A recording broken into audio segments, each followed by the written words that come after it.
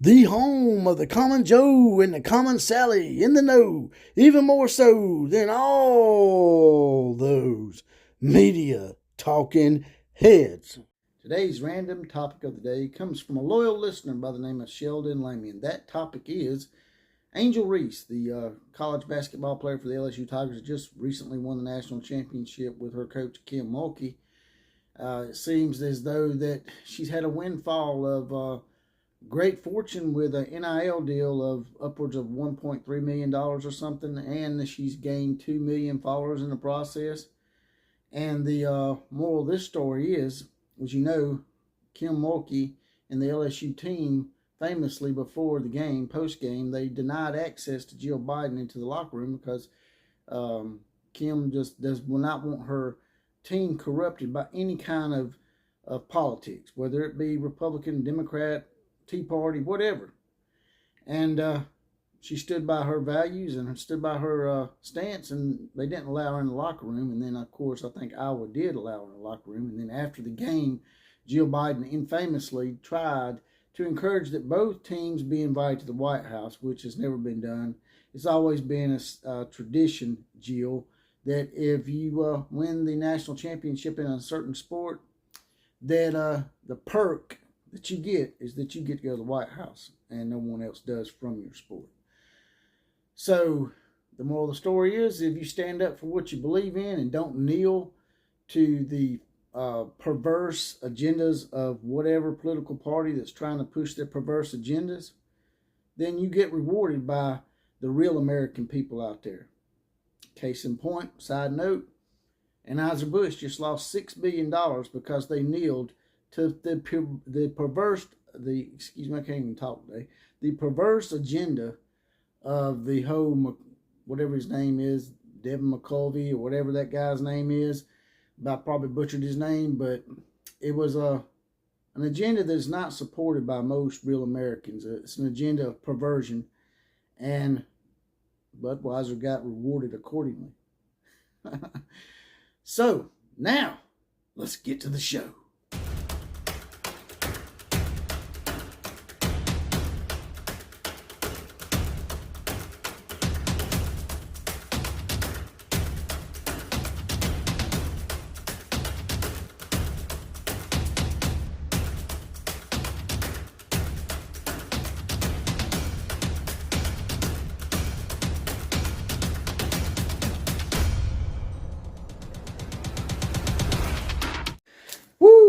Here we go again, right on in. Once again with the Outlaw Posse in effect. That's right, this is the Outlaw of College Football, also known as Jesse Paul Clark on Facebook, spelled J-S-S-E without the I, and on Twitter at OCF Productions. Now, getting right to it, the topic of the day is Alabama and their possible transition from Nick Saban to whatever coach replaces him in the future.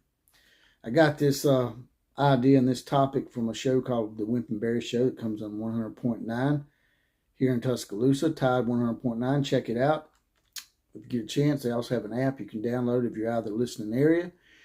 And they had a guest on by the name of E. Galen McCullough, spelled Galen McCollough. He is a plastic surgeon down in Gulf Shores, Alabama, but he's more famous to this topic because he was on the board of trustees at the University of Alabama when Bear Bryant retired and they had to replace a legend in Bear Bryant. And before we get on into this topic, I know we're going to have some Alabama fans out there, my fan base, the Mary Poppins segment of them that's going to get up their ire up and their panties in a bunch, but we're not saying that Nick Saban's retiring anytime soon. This is just a topic. And people are like, oh, you shouldn't be talking about that. Nick Saban's here. Don't talk about Nick Saban leaving. Nick, blah, blah, blah, blah. You shouldn't be talking about it. Well, we'll talk about whatever we want to, first of all. Everybody should have the freedom of speech to be able to do that. But, today's society, people like to censor things that they don't want to hear. But we're eventually going to have to broach that topic. Nick Saban's getting at the age, and if you don't think he is, and you're naive enough to think the 8-year contract that he signed, if you think that's a contract that he's going to fulfill, then, he could fulfill it, but More than likely, that contract was for window dressing and to keep the recruiting negativity at bay for Nick Saban and his staff, so that whenever he does decide to retire, that they won't have negative recruiting. But getting to the topic, Nick Saban, it's real similar as to how things have shaken out with him and Bear Bryant. Bear Bryant came in and replaced a guy that had taken Alabama some of their worst seasons ever. Came in on the heels of like a 2-win season or something. Hadn't won but like 4 games in 3 years. Nick Saban had a similar situation, not quite as bad as far as win total, but we were going through a transition in a probation era where the NCAA had nailed Alabama. So we were at a pretty bad spot in our history as well. And Nick Saban come in and took over, and he's gotten us back to the promised land. But when they interviewed this guy, the guy was telling them that Bear Bryant told him that it was going to be a rough transition. And they asked him what he meant by that. And he said, well, Bear Bryant said that you're going to have a split amongst the alumni and the fan base and the boosters and the administration. They're all going to be split on who to replace a legend with. So normally when a legendary coach steps down, you always have that transition period where people are bickering and whatnot. So they had like 3 or 4 candidates that they wanted to interview. Of course, everybody had their own favorite. And at the time, it was Gene Stallings. Now, as you know, Gene Stallings did end up being Alabama's head coach eventually, but this go around, he did not. He was the first guy they approached. He was an assistant with the Dallas Cowboys, but at the time, he wasn't really ready, is what they said. He had just bought a Texas, I think he bought a ranch in Texas, in Paris, Texas. And Tom Landry, who was the legendary coach at the Dallas Cowboys at the time, had promised Gene Stallings that more than likely he would be the successor when he stepped down, which we found out that ended up being incorrect because we had new ownership come in and Jerry Jones ended up hiring Jimmy Johnson. And Gene Stallings went on, as you know, to coach the Cardinals, who were at the time, I think, the St. Louis Cardinals. And it ended up not working out for him. But back to the original scenario here, they moved on from him to Howard Schnellenberger, who was the head coach at Miami at the time. Howard Schnellenberger, as well, was not ready to move on from Miami. He thought he had something there, and he ended up having something there. Won a national championship at Miami the next following year, which put Miami on the map. And then after that, it was Ray Perkins who was their other candidate. And that's who they ended up settling on. As you know, Ray Perkins had been the head coach at the New York Giants, and they had just released him, and he was available. So he came to Alabama, done a decent job. But then after that, we had a little turmoil with the hiring of Bill Curry. As you know, the president, Joab Thomas, stepped in and took over the process from the board, which was not a very popular move. It ended up costing him his job eventually. As he hired Bill Curry over Bobby Bowden, and we all know how Bobby Bowden ended up working out.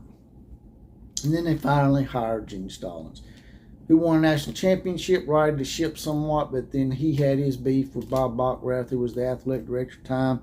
Gene Stallings ended up stepping aside. He'd also had a run-in with the NCAA, which ended up eventually getting us in trouble. And so after he left, after about seven years here at Alabama, we had a revolving door of coaches. It was a pretty Keystone Cop operation for a while there until they brought in Nick Saban, who righted the ship, and now he is at a point in his career where he is probably thinking about retiring, and he has accomplished legendary status as well. So where do we go from here? How do you replace him so you don't have all the turmoil that Alabama had to go through before? And a lot of other programs have had this situation as well, where they replaced a legend and then made a gaffe or two. One that comes to mind with me was when Tom Osborne stepped down, and they brought in Frank Solich, who was doing a decent job, but because they were spoiled, like the Alabama fans were with Bear Bryant, they run him off, and they have been a revolving door since. So for all the programs out there with legendary coaches and legendary traditions, you're like, how do you avoid this, usually what is, to me, like a long interim coach type basis? Because what you usually get is a coach will come in for 3 or 4 years and then end up leaving. It happens all the time with these coaches that come in and replace legends, just like when Woody Hayes left Ohio State. They had a revolving door there for about 10 or 15 years as well, maybe a little bit longer. So what do we do going from here? Here's what I think and what I learned from listening to this interview is that we need to try to get everybody on board with at least, like they did eventually, and that's get it down to 2 or 3 candidates. And just try to hire the guy that you think can come in and weather the storm. That's what they talked about. You need someone that's tough and someone that's a little bit younger. They don't have to be a spring chicken. They don't have to be in their early 30s, but someone that's at least probably in their 40s to late 40s to come in and take this job over, at worst, early 50s. You know, a lot of people thought that guy's probably going to be Dabo Swinney. At one time, I thought it was too. But Dabo Swinney has said some unpopular things that sort of rubbed Alabama people the wrong way, and other things that's also rubbed people the wrong way in a national scope, so he may no longer be a candidate. So where do you go from here? Let's say, for example, that Nick Saban does retire in the next year or two. Do you guys and gals have a list of candidates that you would maybe like to throw in the comment section? Throw them down there. Give us a few comments. And I'm not saying, once again, that we're replacing Nick Saban and we should be rushing him out. This is just a topic for the future and how we can deal with this, so we don't have to go through another situation like we did with Bear Bryant and after Gene Stallings. So thinking about it here off the top of my head, there's been some coaches out there that have looked pretty good at programs where they've had to sort of follow legends, and the first one that pops in my head is Chris Kleiman at Kansas State. As you know, he replaced Bill Snyder, who took that program from being morbid and only winning 1 or 2 games a year, taking them to contending for conference championships and going to bowls every year. The job at Kansas State would, to me, almost be like the job that Bear Bryant done at Alabama, just because of the history of Kansas State. Alabama had history of winning before Bear Bryant. They were just in a lull with J.B. Ears Whitworth. So Chris Kleiman would be one of the guys I would look at that people probably are not thinking about. Then, of course, you probably do need to at least talk to Dabo Swinney and gauge his interest and see how the fan base and how the alumni still feel about him.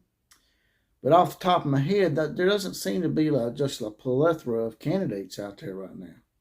So it's going to be a situation where you're going to have to hire somebody that you might end up having to go through that 3 or 4 year long interim process once again. But another guy that would come to mind at one time was Bill Clark of UAB, but as you know, he had some health issues and had to step down, but he done an amazing job there at UAB. And some people would mention Lane Kiffin as well.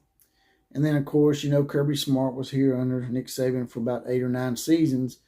And while it seems remote that Kirby Smart would step down at Georgia, his alma mater, and come to Alabama, considering he's already won 2 national championships there, why would he take a lateral move to Alabama? But once again, you at least need to call him and make him say no.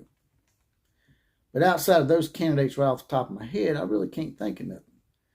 But the premise of this whole video to me is that when this does happen, alumni, boosters, fans, we need to try not to bicker as much.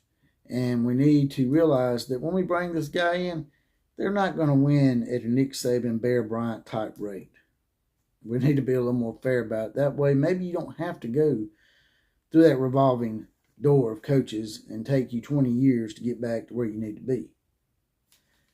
And like I said, this guy, if you want to contact him, his name is Galen McCullough. He's going to be at A-Day, April 22nd from 10 to 12 at the Bear Bryant Museum, signing the books that he's put out about the process, which is Nick Saban, his coaching career at Alabama. And he said he would sign those books as well. And all proceeds from these books go to a charity that's helping out with the furthering of the education of more disadvantaged students out there. So all the proceeds is going to a good charity, so you ain't got to worry about him just making money off of it. Also, his number is 251-967-7444. 7,000 if you want to give him a call on that. And that's all I got to say about that today. Also, there's a little heart down here. If you don't mind, hit that. Throw a few dollars in the coffers. And as always, KMCA to all the other teams. Like, share, comment, and subscribe to this channel. Class is now officially dismissed.